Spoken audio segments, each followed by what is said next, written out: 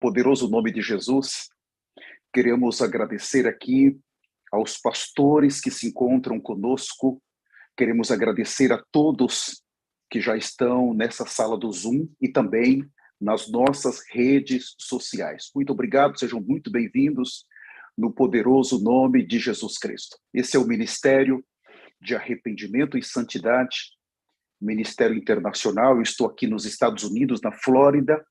Esse ministério está já em quase todos os países da Terra e o líder que está à frente desse ministério, ele é um personagem bíblico. Ele está em Malaquias 4, a partir do versículo 5, ele é o profeta Elias, que foi profetizado na Bíblia que ele viria antes do grande e terrível dia do Senhor. Então, nas suas duas etapas da missão que o Pai confiou para ele, para os gentios, para a igreja, é a primeira etapa. E em seguida, em Apocalipse, capítulo 11, a partir do versículo 3, nós temos a segunda etapa da sua missão, a missão importante para a casa de Israel. Então, finalizando a primeira missão, com o arrebatamento da igreja, com o final da era da graça. Então, nós temos o início da sua segunda missão. Nós esperamos não estar aqui para ver o início da segunda parte da sua missão para os judeus. O Senhor tenha misericórdia de nós. Nós estávamos adorando esse hino maravilhoso, Amazing Grace, e sim, é algo tremendo que o Senhor pode fazer na vida, o que o Senhor pode fazer na vida de um homem. O escritor John Newton, um homem extremamente pecaminoso, eu creio que como eu e também como você, um comerciante de escravos que tirava os escravos da sua terra natal, da sua família e os vendia em outros continentes. Um homem que quantas vezes deve ter matado escravos dentro dos seus navios, deve ter jogado escravos no mar, e um dia o Senhor apareceu para ele. Em meio a um grande naufrágio, seu barco se destruiu completamente e ele ficou agarrado ali sobre madeiras, e ali então ele se voltou para o Senhor. Ele viu o Senhor, e o Senhor então, ele apareceu, e ele resgatou aquele pecador. Ele retorna salvo para sua casa, e ele se converteu, se tornou um líder, e alguns anos depois ele escreveu esse hino Amazing Grace, incrível graça. Somente alguém extremamente pecador pode conhecer a graça do Senhor dessa maneira. Esse hino se tornou um hino nacional no mundo inteiro. Ele é tocado, ele é cantado em praticamente todas as línguas do mundo. E o Senhor tem sido extremamente conhecido por a letra desse hino. Agora, eu chamo a atenção dos senhores, essa graça está chegando ao fim. Ela começa com a descida do Espírito Santo em Atos 2, e ela vai finalizar exatamente quando o Espírito Santo, ele levar a noiva, ele subir com a noiva para os céus, exatamente no momento do arrebatamento. Nós precisamos agora aproveitar o tempo que a graça ainda está conosco, o tempo que a graça ainda está na terra, para nos arrependermos de todos os nossos pecados constantemente, nos reconciliarmos com Deus e tratarmos de buscar a santidade e a justiça de Deus a todo custo. Então, nessa introdução, eu gostaria apenas de dizer para os senhores, vamos aproveitar o máximo que temos para usar a graça ao nosso favor, nos prepararmos e levarmos pessoas a se prepararmos junto conosco. Hoje o tema da nossa comunhão, a presença manifesta de Deus. Veja, são duas etapas. Por Deus, ele ser onipresente, o que isso quer dizer? A sua onipresença, né, o leva a estar em todos os lugares ao mesmo tempo, não é verdade? Todos os lugares ao mesmo tempo. Ele é onipresente. Mas a sua presença manifesta é diferente. Então, vamos tratar disso hoje. Conhecer o Deus onipresente, mas conhecer o Deus que tem a sua presença manifesta na terra. Nós precisamos estar claro disso e tirar lições para o nosso viver e para a nossa preparação para o arrebatamento. Eu quero agradecer aqui a presença também dos preciosos que estão nas redes sociais, Facebook, Instagram, YouTube. Muito obrigado. Estejam conosco. Fiquem conosco no poderoso nome de Jesus. Nós vamos começar então com o Salmo 139. É um salmo muito conhecido. Nesse salmo, então, nós temos o primeiro aspecto muito claro dessa onipresença de Deus. Vamos ler Salmo 139, o versículo 1 a seguir. Fala assim: Sabes, o versículo 1, Senhor, tu me sondas e me conheces. Sabes quando me assento e quando me levanto. De longe, penetra os meus pensamentos. Veja, a onipresença de Deus faz com que ele penetre todos os nossos pensamentos de uma só vez, em todo o planeta Terra. Versículo 3, esquadrinha o meu andar e o meu deitar, e conhece todos os meus caminhos. Ainda a palavra me não chegou à língua, e tu, Senhor, já a conheces toda. Tu me cercas por trás, por diante, e sobre mim põe a mão. Tal conhecimento é maravilhoso demais para mim. E, sobremodo elevado, não o posso atingir. Para onde me ausentarei do teu espírito? Para onde fugirei da tua face? Se subo ao céu, lá estás. Se faço a minha cama no mais profundo abismo, lá estás também. Se tomo as asas da alvorada e me detenho nos confins dos mares, ainda lá me haverá de guiar a tua mão e a tua destra me sustentará. O que nós temos aqui, então? Deus é onisciente. Os pensamentos podem ser a área mais profunda de nossa vida, mas não podem ser ocultados de um Deus que é onipresente. Isso é muito profundo. A presença pessoal de Deus está em todos os lugares da criação. O pensamento por detrás dessas palavras do Salmo 139 mostram que a presença de Deus está em todos os lugares.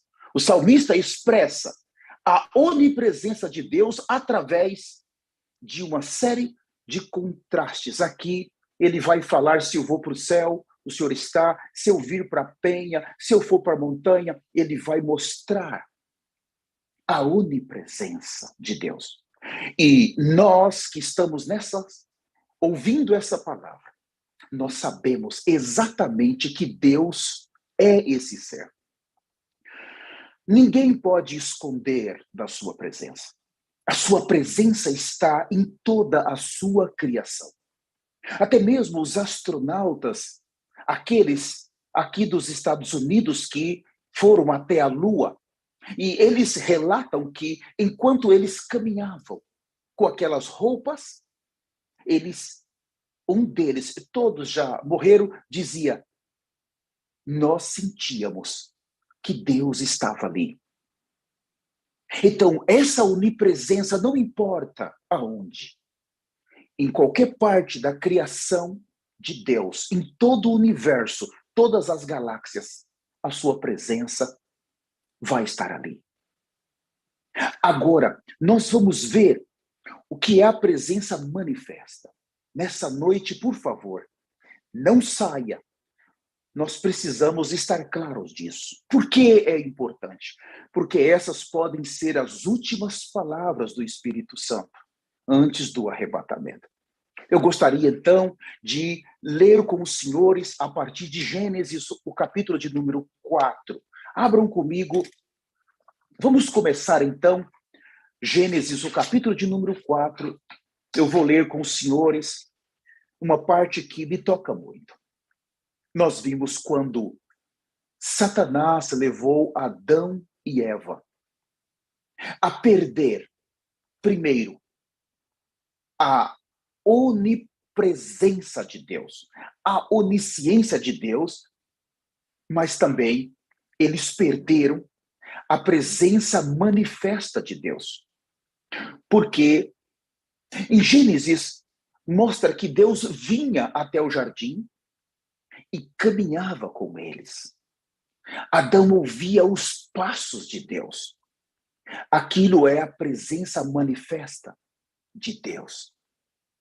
Oh, preciosos, nesses dias antes do arrebatamento, o Senhor quer restaurar a sua presença manifesta naqueles que vão ser arrebatados. Nós precisamos estar claros disso. Mas em Gênesis 4, depois da queda, aquele casal foi expulso da presença de Deus. E nós temos os dois primeiros filhos, Caim e Abel. Em toda aquela situação, eu não vou entrar, mas um dos irmãos mata o outro. Caim matou Abel. Então, a partir do versículo 16, fala assim, Gênesis 4:16, retirou-se Caim da presença do Senhor. Veja a palavra, retirou-se Caim da presença do Senhor. Aqui era qual presença? A onipresença ou a presença manifesta? A onipresença, ela vai estar em toda a criação. Se alguém matar alguém, a onipresença vai estar ali. Mas a presença manifesta, não. Então, aqui, quando Caim, ele se retirou da presença, ele perdeu a presença manifesta de Deus. Preciosos santos, o que é perder a presença manifesta?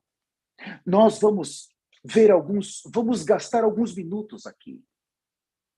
Então, Caim, no momento que ele perde a presença manifesta de Deus, vamos ver em seguida, eu ainda vou ler o mesmo versículo. Retirou-se Caim da presença do Senhor e habitou na terra de Nod, ao oriente do Éden. 17. E coabitou Caim com sua mulher, e ela concebeu e deu à luz a Enoque. Caim edificou uma cidade e lhe chamou Enoque o nome do seu filho.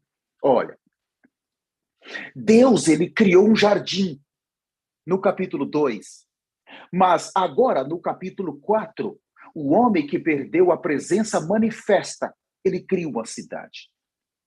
No jardim e na cidade.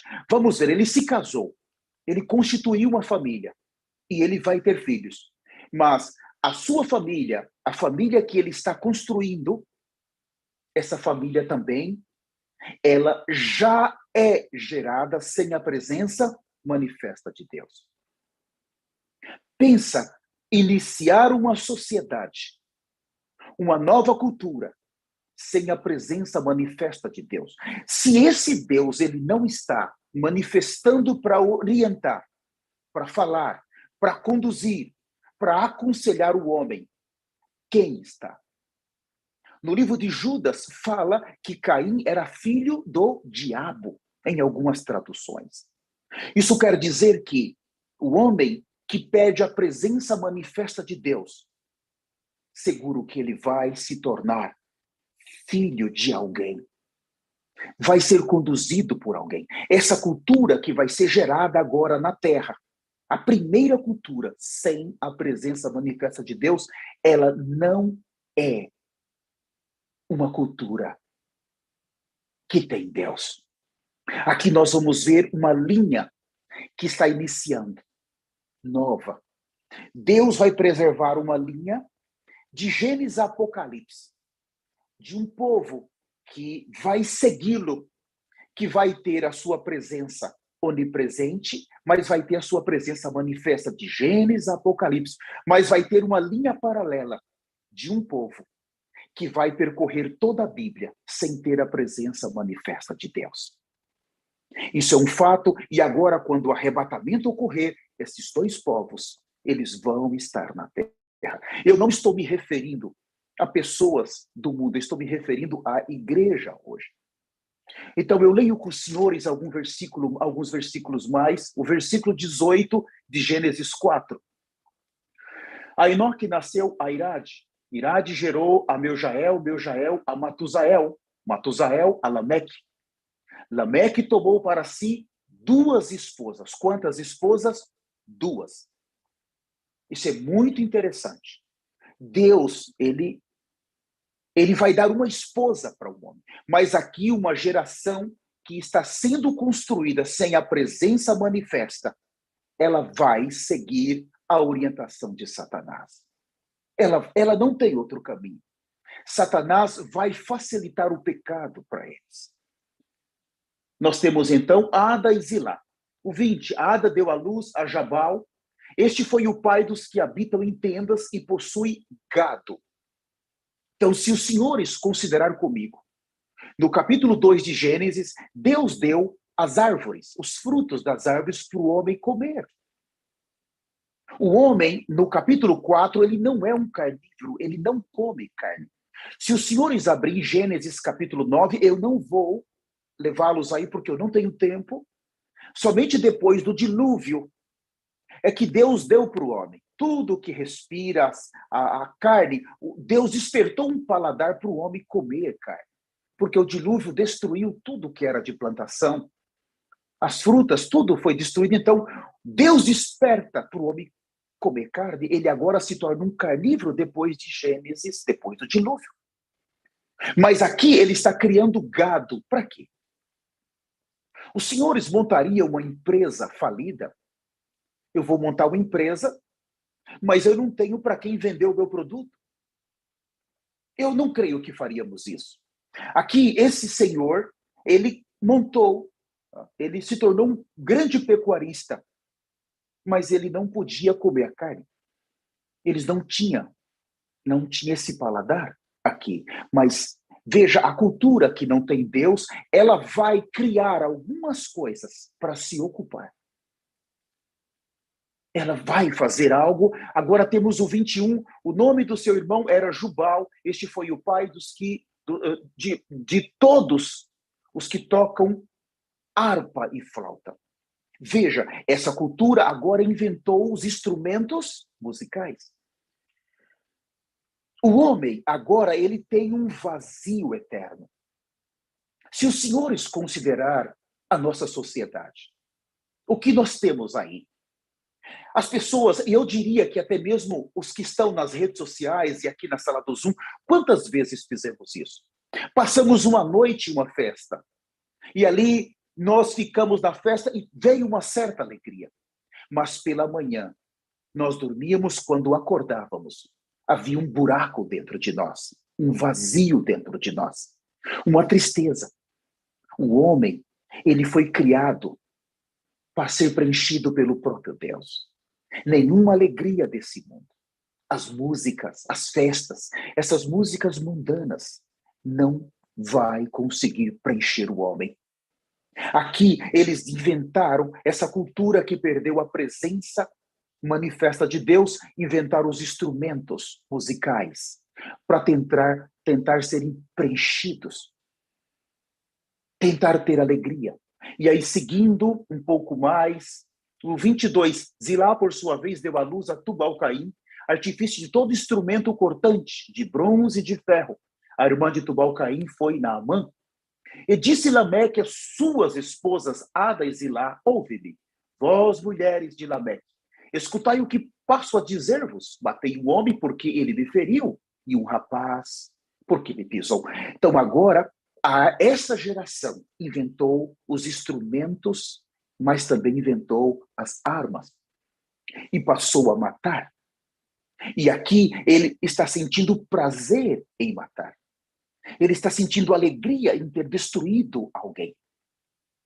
Essa geração que perdeu a presença de Deus, a presença manifesta de Deus, ela agora se preocupa com os negócios, ela se preocupa com a alegria e ela se preocupa com as armas. As armas aqui estão relacionadas à segurança pessoal. Quando o homem perde a presença manifesta de Deus, ele perde a sua segurança pessoal. Ele vai precisar de armas, ele precisa de revólver, ele tem que ter essas coisas na sua casa. Ele tem que andar com isso no seu carro. Essa cultura foi gerada exatamente porque perderam a presença manifesta de Deus. E quanto nas igrejas estão metidos nessa cultura, não tem, precisa de alegria do mundo ainda para se preencher, precisa de armas para se guardar, para ter proteção, e ainda vive envolvido somente no trabalho. Tem muito pouco tempo para buscar a presença do Deus manifesto. Nesses primeiros versículos, nós então definimos algo importante. Eu ainda vou ler mais alguns versículos para vermos a geração de Noé. Aquela geração que foi preparada por Deus para ser salva, mas escolheram a destruição. Se nós lermos o versículo mais, por favor, acompanhe comigo. Gênesis, o capítulo 6, o versículo 11. Fala assim, repetindo, Gênesis 6, 11. A terra estava corrompida, à vista de Deus e cheia de violência. Viu Deus a terra, e eis que estava corrompida, porque todos os seres viventes haviam corrompido seu caminho na terra. Então nós temos aqui, primeiro, corrompida, corrupção. Nós temos a violência. O que aconteceu com a terra? Se os senhores considerar, nós vamos estar muito claros que é exatamente o homem que perdeu a presença manifesta de Deus em Caim. E aquela geração que foi gerada por Caim, ela corrompeu a terra. Ela encheu a terra de violência. E no capítulo 6 de Gênesis, o versículo de número 1 fala assim: como se foram multiplicando os homens na terra, e lhes nasceram filhas. 2, vendo os filhos de Deus que as filhas dos homens eram formosas, tomaram para si mulheres, as que entre todas mais lhes agradavam. E o versículo 3, então disse o Senhor, o meu espírito não agirá para sempre do homem, pois este é carnal. Então nós temos aqui um problema grave. Aqueles anjos caídos, eles desceram na terra, entravam nos homens, e eles tomavam as mulheres. E eles então se constituíam famílias, e aqueles que nasciam eram aqueles grandes gigantes de renomes na terra. Não eram humanos e não eram divinos. Era uma espécie maligna. Então nós temos aqui a parte sexual, a corrupção da parte sexual. Nós temos a violência. Nós temos aqui uma geração que Deus precisa chamar Noé. Deus usa Noé para pregar o evangelho.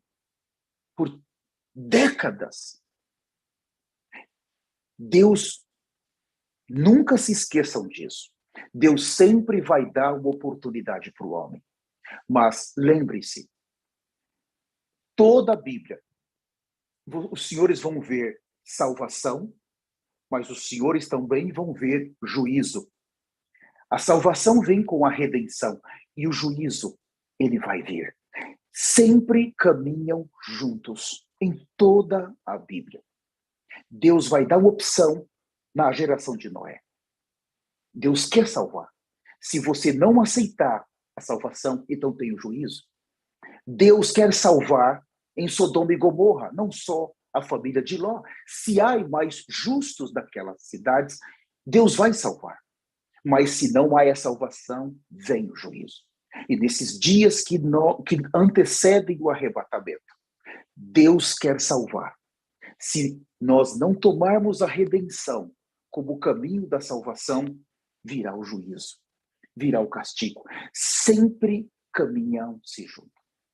Então, para observarmos na igreja hoje, quer dizer que um grupo vai alcançar a salvação, mas um grupo vai cair para dentro da tribulação e da grande tribulação.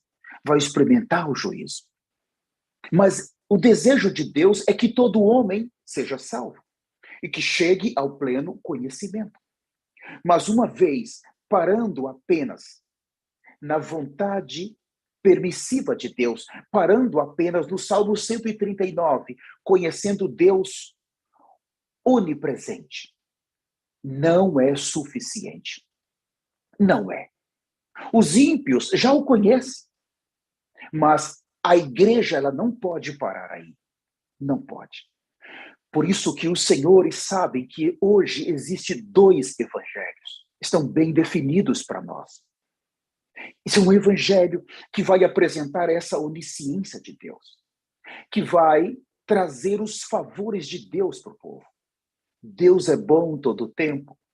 Deus vai te abençoar. Deus não vai deixar faltar nada para você. Olha, Deus, ele vai curar você. Vem para cá, nós vamos orar por você. Olha, Deus, ele vai dar para você essa casa, esse carro, todo esse evangelho. Ele vai somente até nesse ponto. É o ponto da bênção de Deus na terra. É o ponto de levar a esse Deus que é onisciente a abençoar o homem que ele criou. Isso é graça? Sim, é graça. Mas Deus também abençoa os ímpios. Aquele Deus que é onisciente, onipresente, ele também abençoa. Ele dá o sol para os injustos. Ele dá a chuva. Ele dá o alimento. Ele dá todo o suprimento para os humanos. A pessoa matou alguém. Ela roubou. Ela destruiu vidas. Mas ele continua tendo a sua comida, continua tendo ali a sua provisão. Então, Deus, ele espera o homem. Deus, ele tem o prazer de esperar o homem se converter dos seus maus caminhos. Mas conhecer ao Deus manifesto, isso é para poucos.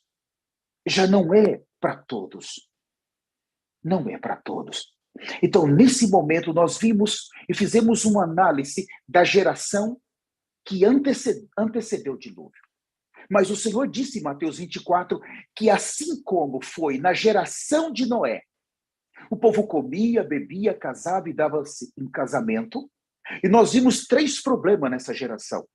Nós vimos a corrupção na parte sexual. Homem com homem, mulher com mulher, e aí se vai.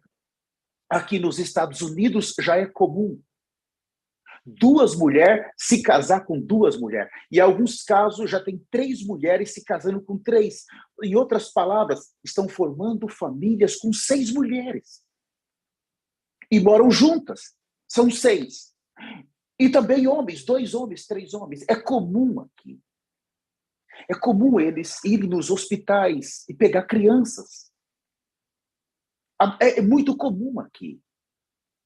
As famílias da época de Gênesis 6, elas estão na terra hoje. Nós vemos a corrupção. Os senhores estão vendo nas suas nações a corrupção em todos os setores da sociedade. A maldade em todos os setores. Nós exatamente estamos vivendo a geração antes do dilúvio. E o Senhor está dando uma oportunidade. O Senhor está chamando o homem para se arrepender. Segunda etapa da nossa comunhão, eu gostaria de apresentar, por favor, abram comigo esse item aqui do livro de 2 Reis. Quero ler com os senhores o capítulo 5 de 2 Reis. Eu vou gastar talvez 8, 10 minutos aqui. 2 Reis, capítulo 5, por favor. Eu leio com os senhores. Aqui nós temos Naamã, o profeta Eliseu, e nós temos um cooperador de Eliseu. Preste atenção, aqui inicia o princípio de 2 evangelhos. 2 evangelhos. E um evangelho, ele traz o quê? Ele traz a manifestação de Deus. Mas o outro evangelho somente conhece o Deus onisciente, onipresente, que está em todos os lugares, na sua presença. Então nós temos aqui a 2 Reis, capítulo 5. Eu vou ler alguns versículos somente por causa do meu tempo. O versículo 13. Começo com 13, fala assim: Então, se chegaram a ele os seus oficiais, ele disseram: Meu pai, se te houvesse dito o profeta alguma coisa difícil, acaso não o farias? Quanto mais, já que apenas te disse: Lava-te e ficará limpo. 14. Então, desceu e mergulhou no Jordão 7 vezes, consoante a palavra do homem de Deus, e a sua carne se tornou como a carne de uma criança, e ficou limpo. 15. Voltou ao homem de Deus, ele e toda a sua comitiva. Veio, pois-se, diante dele e disse-lhe: Eis que agora reconheço, em toda a terra não há Deus, senão em Israel. Agora, pois, te peço, aceites um presente do teu servo. Porém, ele disse, Eliseu, tão certo como vive o Senhor, em sua presença estou, não o aceitarei. Estou com ele para que o aceitasse, mas ele recusou. Então, aqui nós temos um princípio. Por favor, homem de Deus, eu quero te dar alguma coisa. É o princípio de um evangelho. É um evangelho que não aceita nada, porque ele entende que ele não fez nada. Quem operou na cura de Naamã, Eliseu está dizendo, não foi eu. O dom não é meu. Por que eu vou cobrar por algo que não me pertence? Por que eu farei isso? Mas agora nós vamos ver o segundo evangelho, o versículo de número 19. Eliseu lhe disse, vá em paz. Quando Naamã se tinha afastado certa distância, Geazi, o moço de Eliseu, homem de Deus, disse consigo, eis que meu senhor impediu a este sírio Naamã que da sua mão se lhe desse alguma coisa do que trazia. Porém, tão certo como vive o Senhor, hei de correr atrás dele e receberei dele alguma coisa. Então foi Geazi em alcance de Naamã. Naamã, vendo que corria atrás dele, saltou do carro e, ao encontrá-lo, e perguntou, vai tudo bem? Ele respondeu, tudo vai bem, meu senhor. Meu senhor me mandou dizer, eis que, agora mesmo, vieram a mim 2 jovens, dentre os discípulos dos profetas da região montanhosa de Efraim.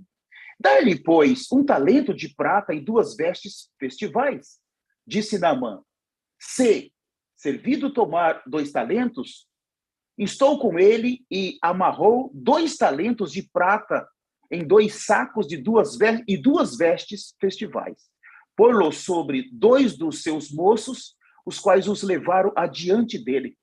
Tendo ele chegado ao outeiro, tomou as 2 suas mãos aos discípulos na casa e despediu aqueles homens que se foram. Ele, porém, entrou e se pôs diante de seu senhor. Perguntou-lhe Eliseu, de onde vens, Geazi? Ou Geazi? Respondeu ele, teu servo não foi a parte alguma. Porém, ele lhe disse, porventura não fui contigo em espírito, quando aquele homem voltou do seu carro a encontrar-te? Era isso ocasião para tomares prata e para tomares vestes, olivais e vinhas, ovelhas e bois, servos e servas? Portanto, a lepra de Naamã se pegará em ti e a tua descendência para sempre. Então saiu de diante dele, leproso, branco e como neve. Como neve. Vejam, aqui nós temos um segundo evangelho. Isso está nos nossos dias. É um evangelho que cobra favores. É um evangelho que cobra a oração. Eu vou orar por você, mas eu quero que você me pague. Nós estamos falando da presença de Deus onisciente, onipotente, mas nós estamos falando da presença manifesta. Quando aqui nós vemos, nos dias de hoje, o que se faz com o evangelho? Existe alguém que está disposto a tomar o evangelho como Eliseu? Eu não fiz nada. Eu não quero nada. Ou os senhores conhecem algo relacionado a Geazi? Eu preciso. Esse homem foi curado, eu quero algo. Então, aqui fala que a lepra representa na Bíblia pecado. Geazi tinha a presença de Deus, do Deus onipresente. Mas estava nele a mentira. Esse evangelho terreno, ele carrega a mentira. E a mentira vai produzir a lepra, que representa o pecado. E o pecado aqui não tocou apenas em Geazi, mas tocou em toda a sua geração, as gerações que viriam. Então não é apenas um pecado, mas foi uma maldição que entrou. Aquela geração que perdeu a presença de Deus em Caim, hoje ela está dentro das igrejas. Ela está buscando favores, ela faz trocas, ela não depende de Deus. E ela não tem a presença manifesta de Deus. E aqui o que é chocante é que quando aquele moço vem a Eliseu, em palavras simples, Geazi, onde você estava? Não, eu não saí dessa casa. Sim, eu fui com você. Veja o poder que há no corpo glorificado de um profeta. Geazi, você não me viu, mas eu te acompanhei. Eu estive lá. O profeta, irmãos, ele está num corpo glorificado também. E esse corpo glorificado dá a ele essa capacidade de entrar dentro da sua casa, dentro do seu banheiro, e saber o que você está fazendo sozinho. A Bíblia fala em Gálatas para a liberdade. Foi que Cristo vos chamou.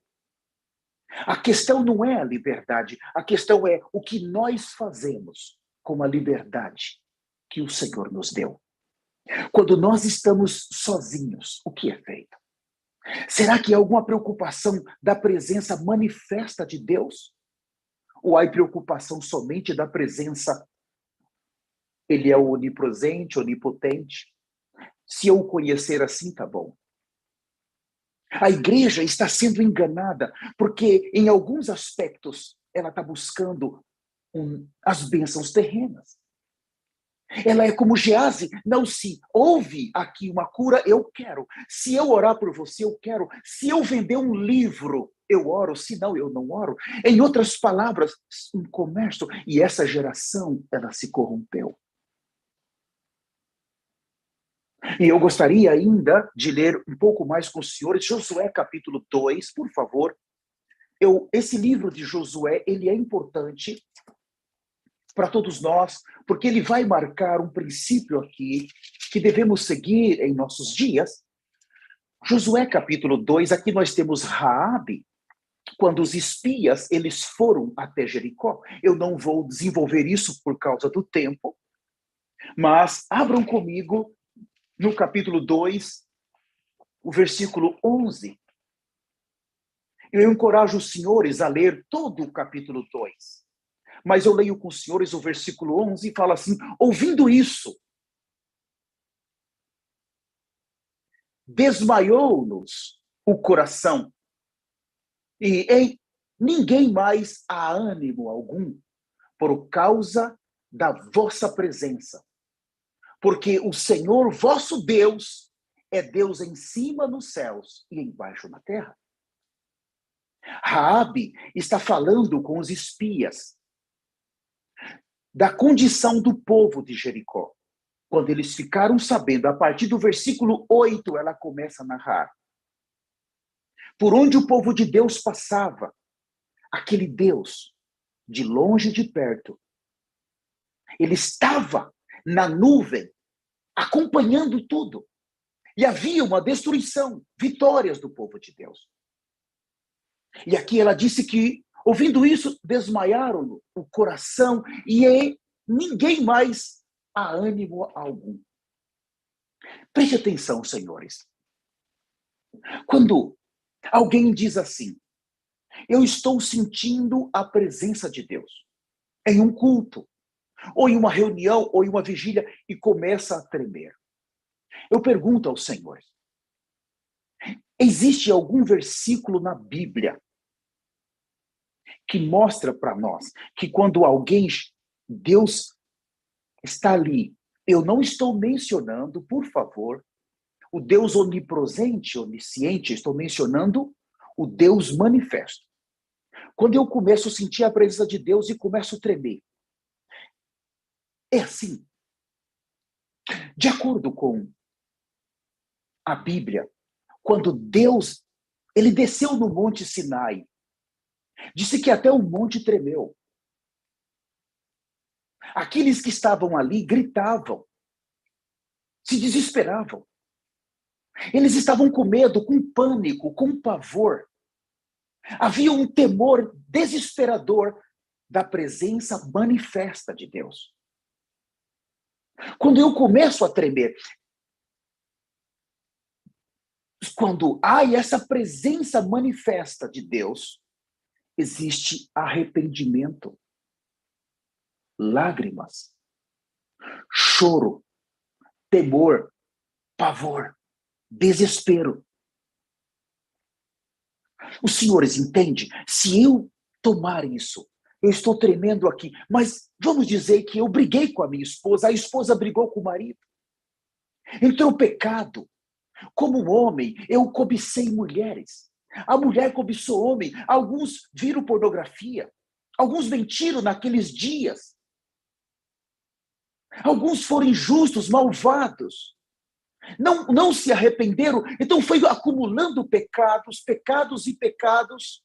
Aí de repente vem para um culto e fala, eu estou sentindo a presença de Deus. Não! Porque a presença de Deus, quando ela vem, ela traz pavor. Isaías, quando teve esse momento, ele disse, ai de mim. Ele se desesperou. Eu sou um homem de lábios impuros. Eu habito no meio de um povo de impuros lábios. Eu sou imundo, eu sou carnal, eu sou miserável, e os meus olhos viram, eu vou morrer. Porque Deus é santo, santo, santo. A santidade, ela não combina com o pecado. O desespero de Isaías é porque ele sabia que era um pecador. E ele não teve tempo de tremer, ele teve tempo de temer. Quem sou eu? Eu vou morrer.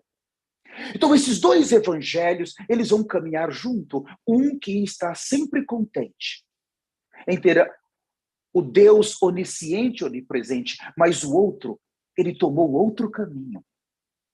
O caminho da cruz. Por favor, leiam comigo, senhores, depois Atos. Vamos para Efésios capítulo 1 primeiro.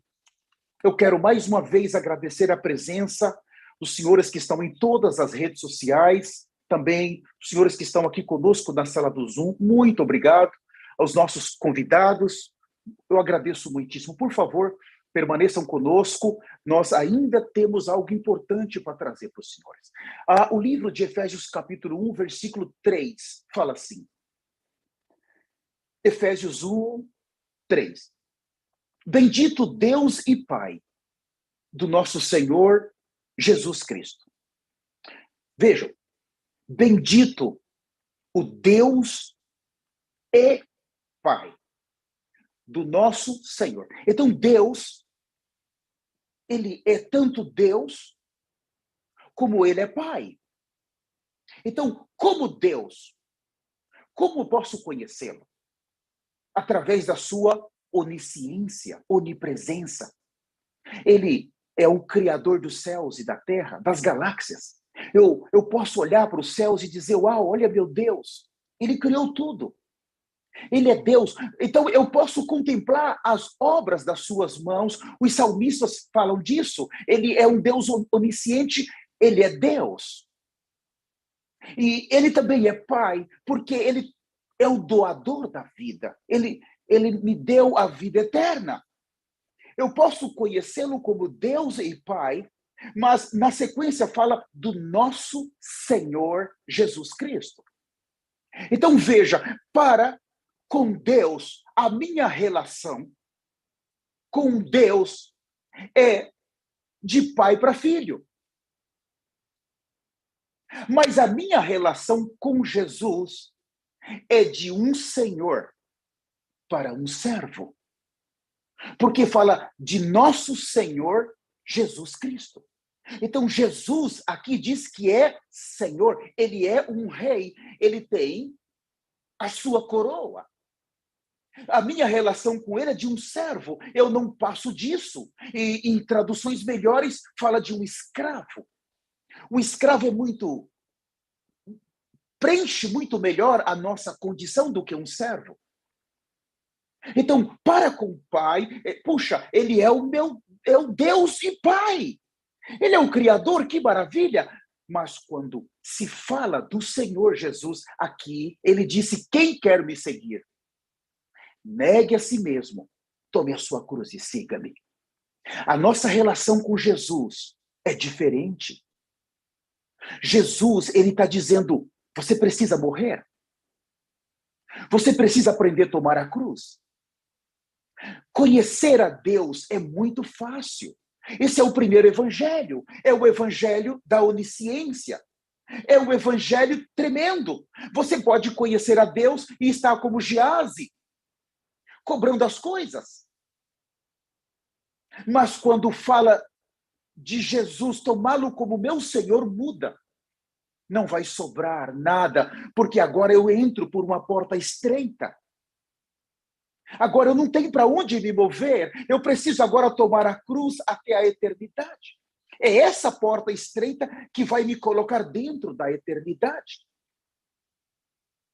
Vocês compreendem a gravidade aqui? Está dois evangelhos muito claros.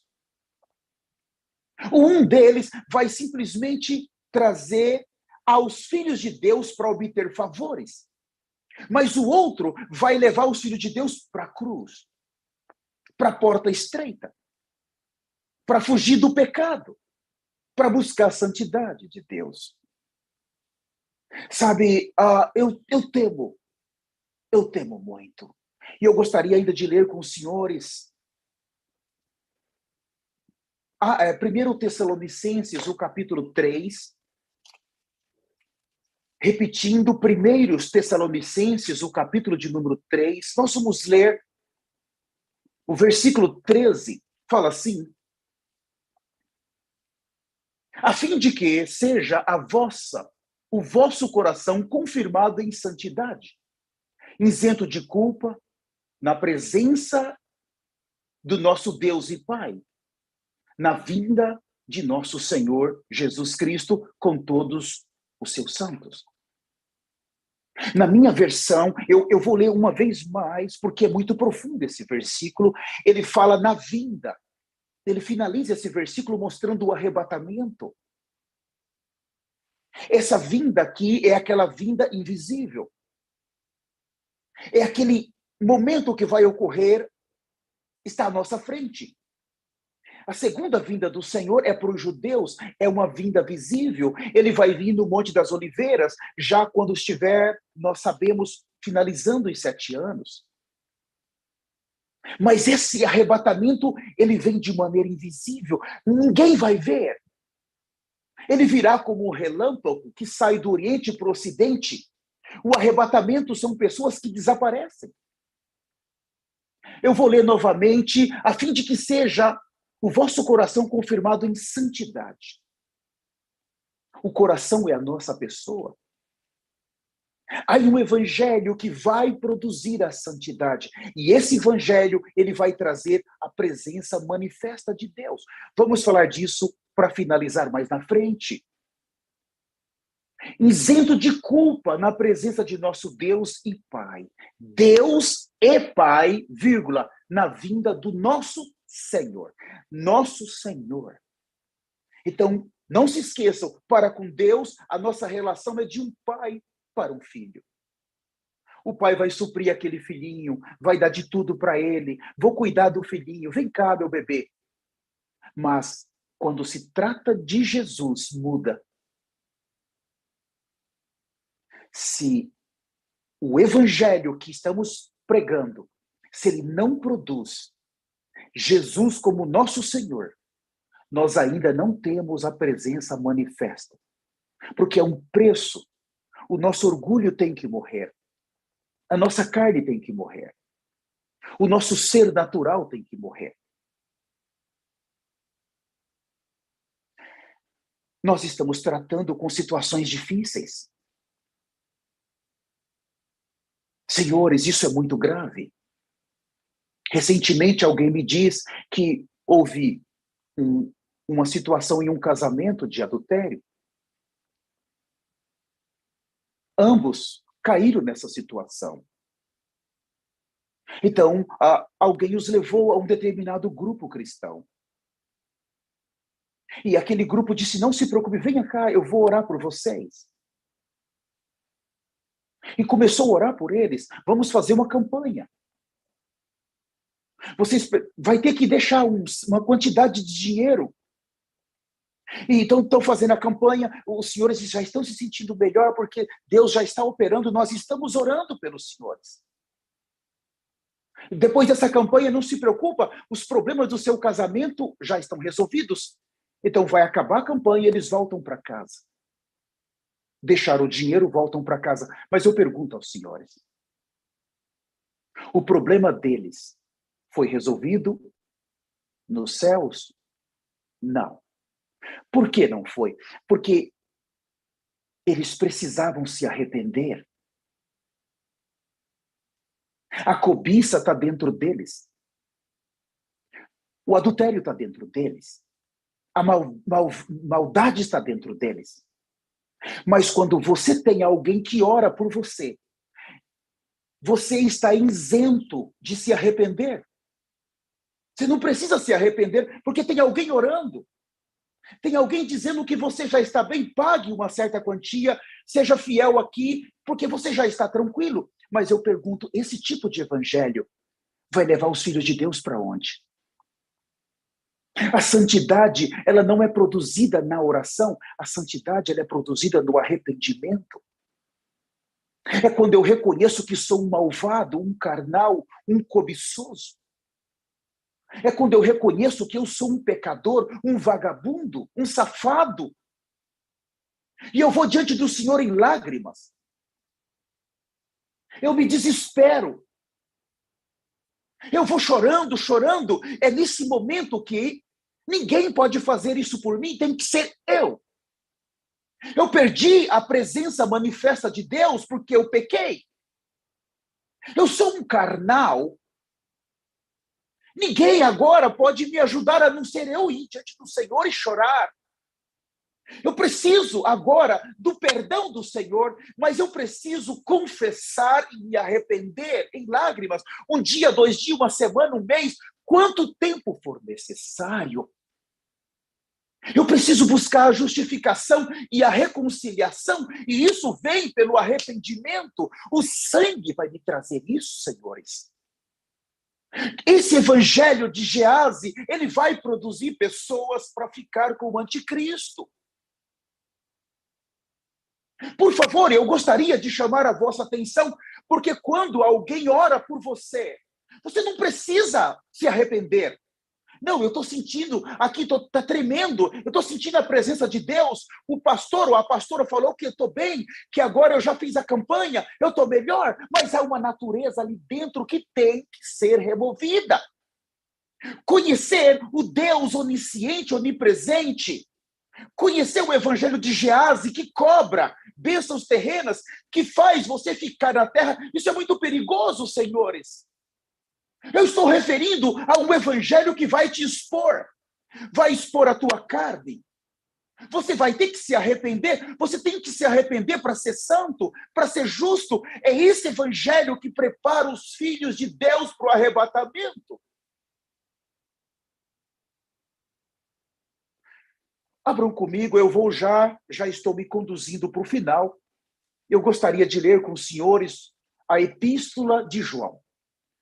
Primeiro a João, capítulo 1. Mais uma vez, eu gostaria de agradecer a presença de todos vocês que estão conosco aqui no Zoom, na sala do Zoom. Obrigado pela presença, muitos convidados. Também a você que está em nossas redes sociais, Facebook, Instagram, você que está também conosco no YouTube. Muito obrigado. E a você que vai ver essa palavra depois, por favor, considere o que eu estou falando. 1 João, capítulo 1. É muito significativo o que nós vamos ler aqui. O versículo 1, o que era desde o princípio. O que temos ouvido, o que temos visto, com os nossos próprios olhos. O que contemplamos e as nossas mãos apalparam com respeito ao verbo da vida. Vejam, aqui há algo muito profundo. Agora eu vou ler com os senhores o versículo 3. Eu li o versículo 1, agora o versículo 3. Fala assim, o que temos visto e ouvido. Primeiro é ver. No versículo 3. Depois é ouvir. Agora no versículo 1, eu vou ler novamente, preste atenção. O que era desde o princípio, o que temos ouvido. Primeiro é o ouvir. Depois, o que temos visto. Então, no versículo 1, primeiro você ouve, depois você vê. Mas no versículo 3, primeiro você vê, depois você ouve. O que isso quer dizer? Eu posso estar ouvindo os senhores, as senhoras, a 10 metros. Eu estou apenas ouvindo, mas eu não estou vendo os senhores, porque eu estou muito longe. Mas quando eu chego aonde os senhores estão, eu primeiro, o que vai acontecer? Eu vou ver os senhores. Depois eu vou ouvi-los. Quando nós falamos da presença de Deus manifesta, aqui fala de ver a Deus.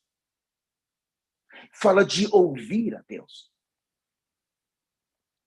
O apóstolo João, na sua velhice, já um homem maduro, teve tantos anos servindo a igreja em Jerusalém, depois na ilha de Pátimos, e agora, quando escreveu essas epístolas, já era um homem de quase 100 anos de idade.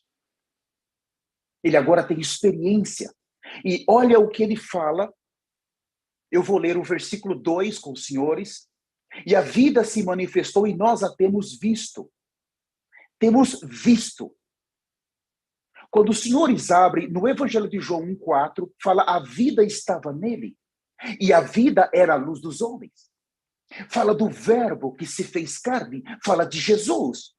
Então ele está dizendo aqui, nós temos visto a vida. Nós temos visto o verbo. Nós estamos vendo Jesus. E nós estamos ouvindo. Isso fala da presença manifesta.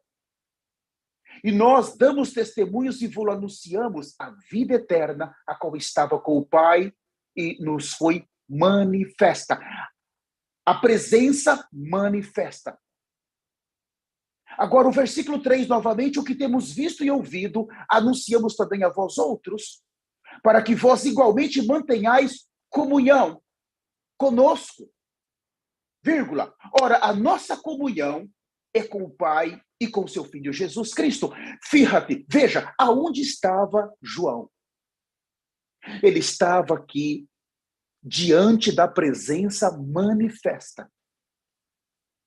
E ele está dizendo, olha, a minha comunhão, eu estou tendo comunhão, eu estou próximo do Pai, e eu estou ouvindo o Pai, mas ele fala, a minha comunhão é com o Pai, com o seu Filho Jesus, e eu quero que vocês também tenham comunhão conosco. Veja, na etapa que entramos agora, que é a etapa que finaliza essa era, quem vai poder ser arrebatado? É alguém que fica só com a presença do Deus onisciente, onipresente, onipotente, ou é alguém que desfruta da presença manifesta de Deus? Que tipo de evangelho que pode nos conduzir à presença manifesta de Deus? Os senhores podem me chamar, vamos ter comunhão. Eu posso chamar os senhores, vamos ter comunhão. Mas João está dizendo aqui, eu estou tendo uma comunhão diferente. Eu estou tendo comunhão com o Pai e com o seu Filho Jesus Cristo. E eu quero que você venha para cá, venha ter comunhão conosco.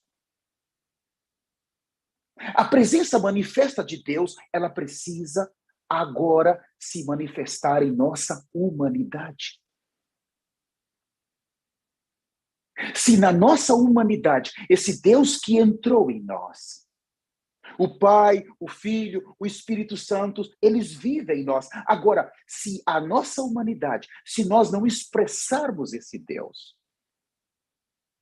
em nossos atributos divinos, em outras palavras, como estudamos 2 Pedro capítulo 1, a partir do versículo 4, toda aquela parte divina de Deus. A vida entra no 1 Pedro, mas a natureza de Deus se manifesta em 2 Pedro. Toda a natureza divina, nos seus atributos divinos, sendo expresso em minha humanidade. Se nós não conseguirmos essa presença manifesta de Deus, nós vamos ficar com o anticristo. E João, eu quero finalizar com isso. Se nós seguirmos o versículo 5, fala assim, ora, a mensagem que da parte dele temos ouvido e vos anunciamos é esta, que Deus é luz e não há nele trevas nenhuma. Se dissermos que mantemos comunhão com ele e andamos nas trevas, mentimos e não praticamos a verdade. Se porém andarmos na luz como ele está na luz, mantemos comunhão uns com os outros e o sangue de Jesus, seu Filho, nos purifica de todo o pecado. O que é que vai nos tirar da presença manifesta de Deus? É o pecado. É o pecado. O pecado destrói. O pecado, ele destrói a presença manifesta de Deus em nossas vidas. Ele destrói.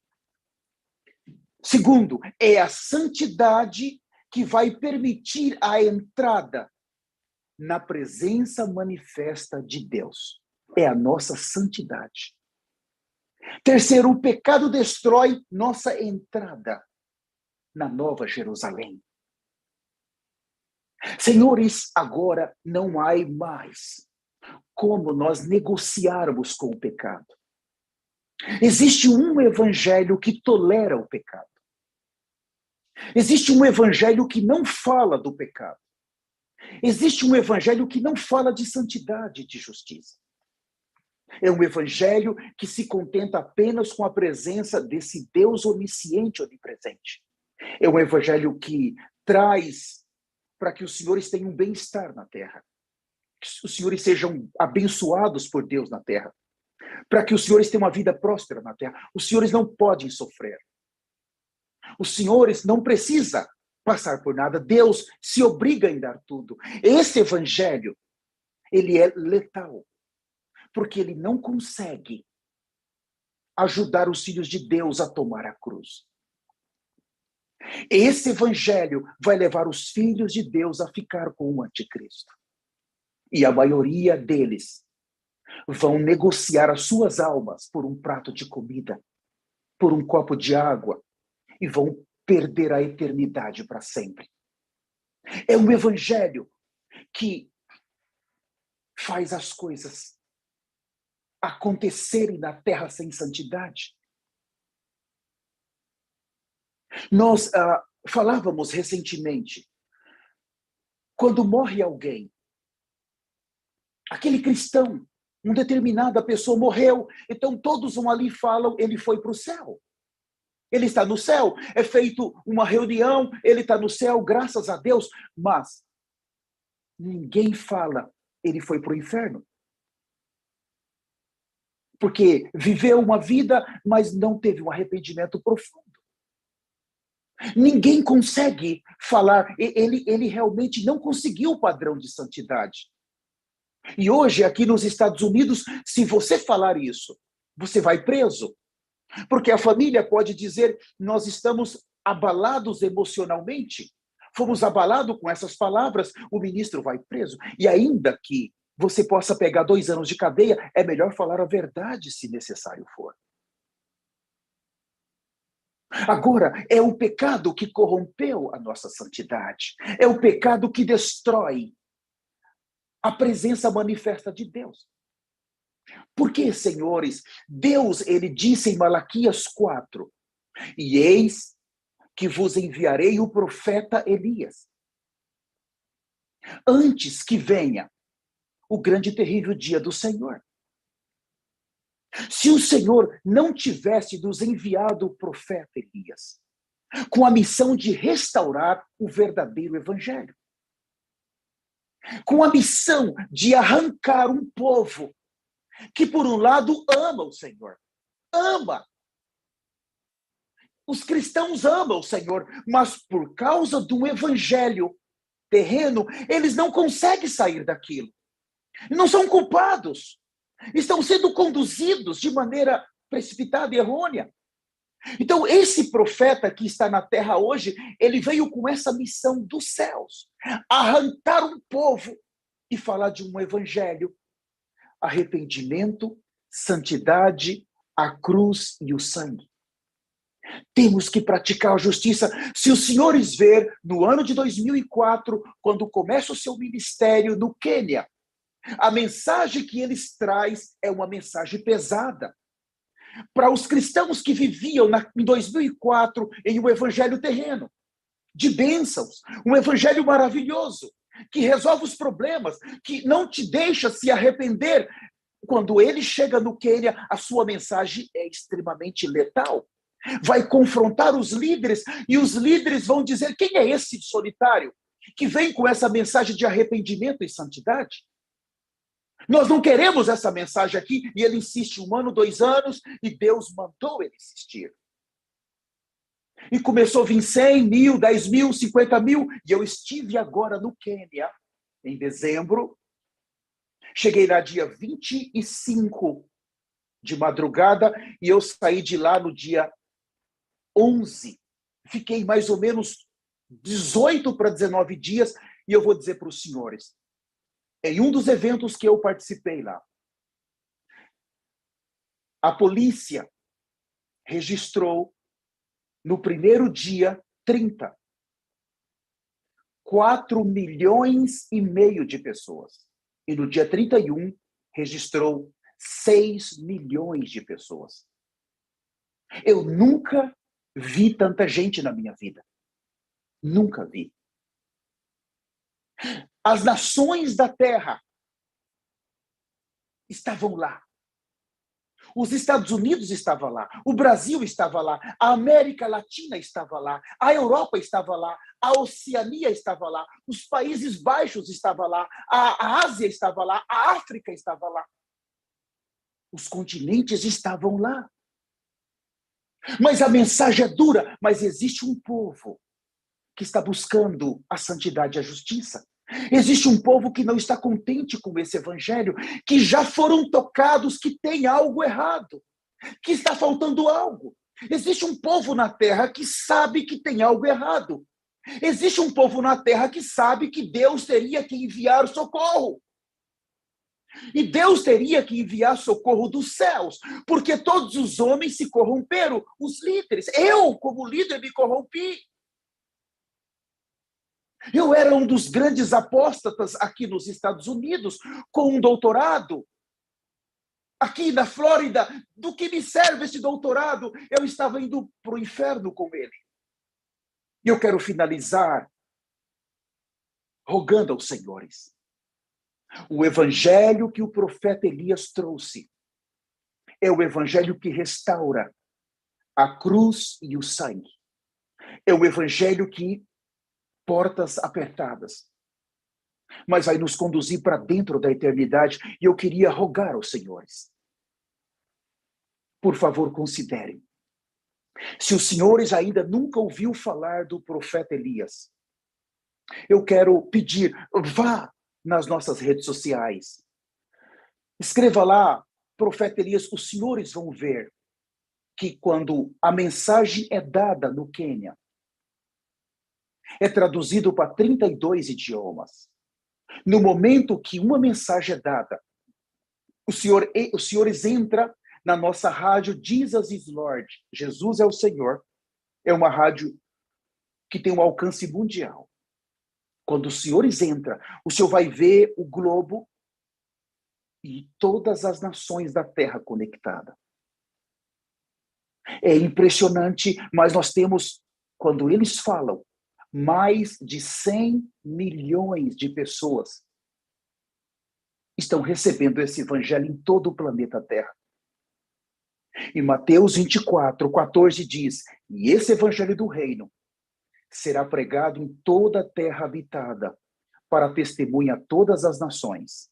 Então virá o fim. É esse evangelho do reino que exige a morte da carne, a morte do velho homem, a morte do velho marido, a renovação da mente. Esse evangelho está sendo pregado por ele. Nós queremos nos colocar à disposição dos senhores.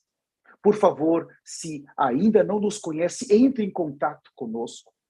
Na descrição desses vídeos, nós vamos deixar aí os nossos telefones, nossos endereços. Por favor, entre em contato. Nós queremos falar mais sobre esse tema. O que está em jogo aqui é a nossa eternidade. Não negocie a sua eternidade.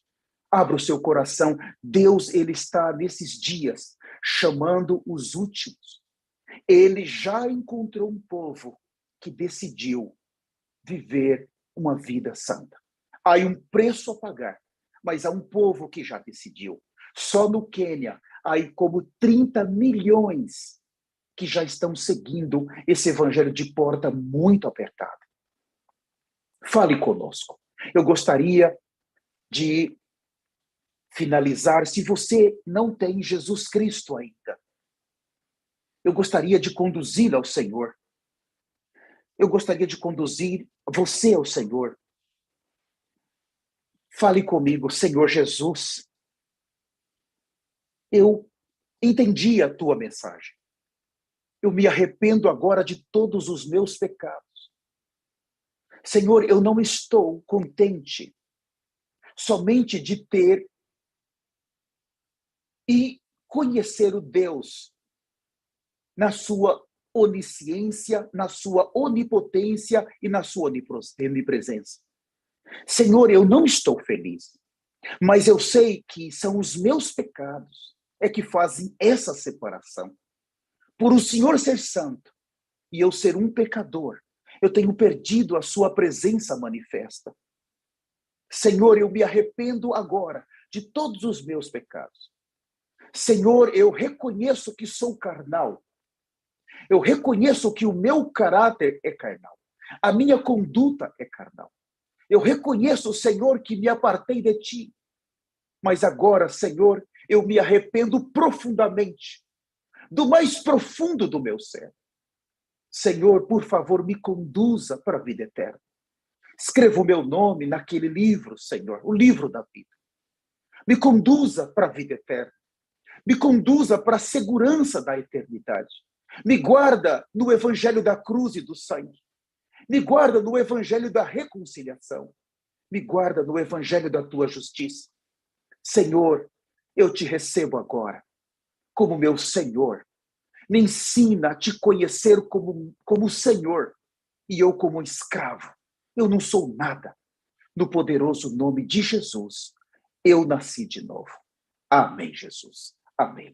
Quero agradecer aqui a presença de todos os que estavam conosco, que estão no YouTube, no Instagram, no Facebook. Por favor, eu quero fazer uma solicitação a vocês. Comparta o link dessa mensagem. Você pode fazer isso? Comparta. Vai estar aí à sua disposição. E é uma maneira que o Senhor tem de evangelizar, tá bom?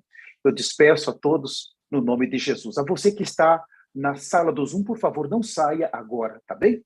Eu quero passar a palavra para o pastor Adelso. Pastor Adelso, o senhor está com a palavra.